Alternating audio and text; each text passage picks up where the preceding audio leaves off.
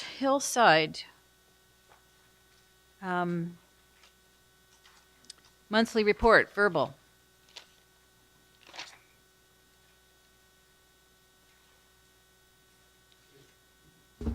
Sorry, I have 4 items to report out on regarding Hillside. I guess first of all, the bridge repair. Contracts have been let for that. I have to follow up. One of them has yet to be signed, but I believe work is underway. I haven't had a chance to talk with the consultants in the last week or so, but on our end, all the contracts have been assigned to allow that project to proceed. A couple of weeks ago, I had a site visit down to Lot H, and the operator, Mr. Craig, the purchaser, he was on site working, and he toured me around. I had my camera with me. Unfortunately, my photos are a little bit blurry, but I've got a picture there. And that's the first one. We saw this from the air when we did the helicopter. And this is the wood debris pile that he is building. It's a little. Autumn, could you get the light there?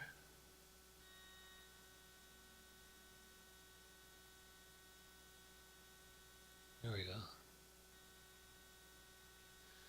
So he has accumulated a substantial pile of debris. He is sorting out topsoil. He is, if we look at the next photo, this is the one that's quite a bit blurrier, I think. But he's got a big firewood operation going on the site, and then he's also got machinery on site for cutting shape blocks. So he is essentially doing what he said he was going to do in his business plan. I think there may still be some issue with the final residue, with the hog fuel. There is some concern about how that's going to be disposed of. He also gave me some indication that he may be having some additional investment in the site, which was interesting.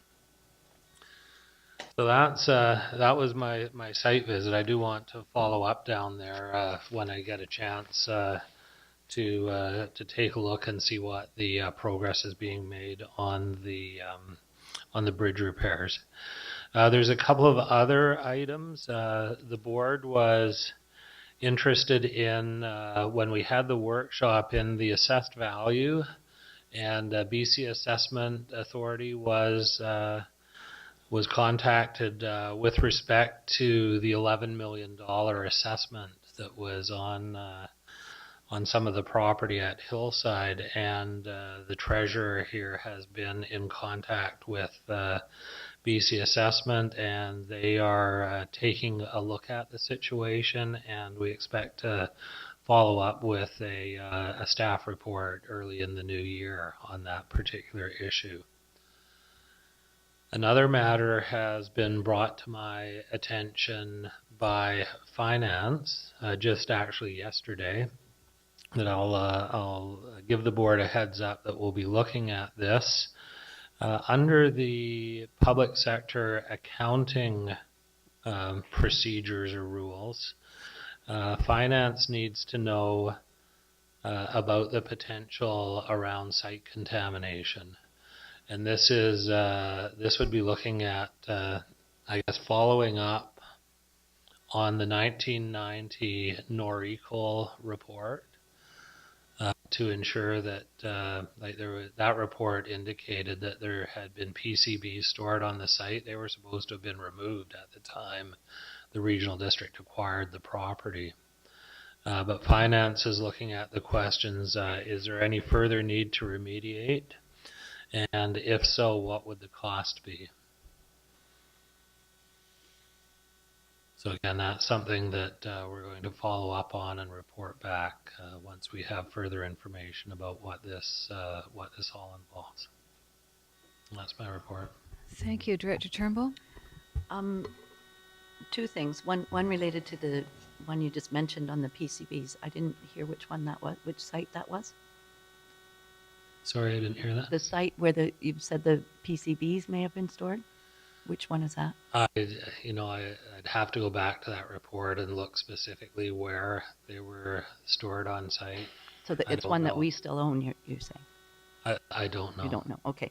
So the other one was related to the pictures in the Lot H activity, Mhm. and you mentioned that there is some need to improve the leachate drainage. So my question then is, I've been involved with DFO and the provincial agencies related to that in the past. It is a big concern. And I'm wondering what our obligation is as the owners of the industrial park to ensure that that's done correctly, so that it doesn't impact on other lots, the water, all of those issues. So maybe what we need is a resolution to ask staff to look at regional district liability relative to leased or Right. And I'd like more information about what investment is going to be made on this lot to handle that.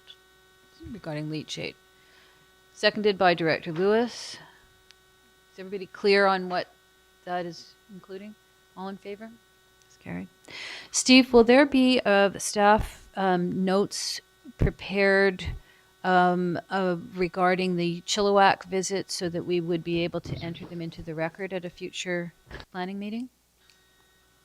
I can do that to the best of my ability. I tried to take some notes. I'm not sure how comprehensive they will be. It would be good to just have something about that visit in the record. Okay.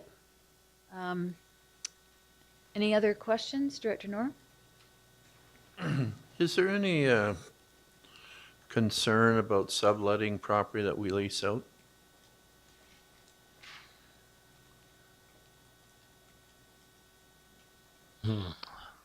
I'd have to review the contract. The original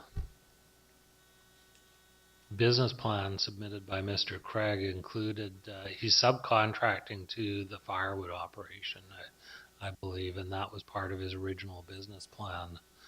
So I would have to review the contract that we had to see, but I don't think that there is any express limitations. No, I'm not on him. I'm on another organization that's there. Oh. Just if that's in the leases that they can do that. Again, I have to look at the I leases. don't need it now. I just wondered. It's a question I have. Do you want Yeah, that? if it was our lease land, we would be including, and the crown leases, I'm not sure. Our lease land. You want that to come back? So that there be some information regarding the ability to sublease for lessees to the regional district to sublease to other parties to the next planning meeting, I guess. Seconder for that? All in favor?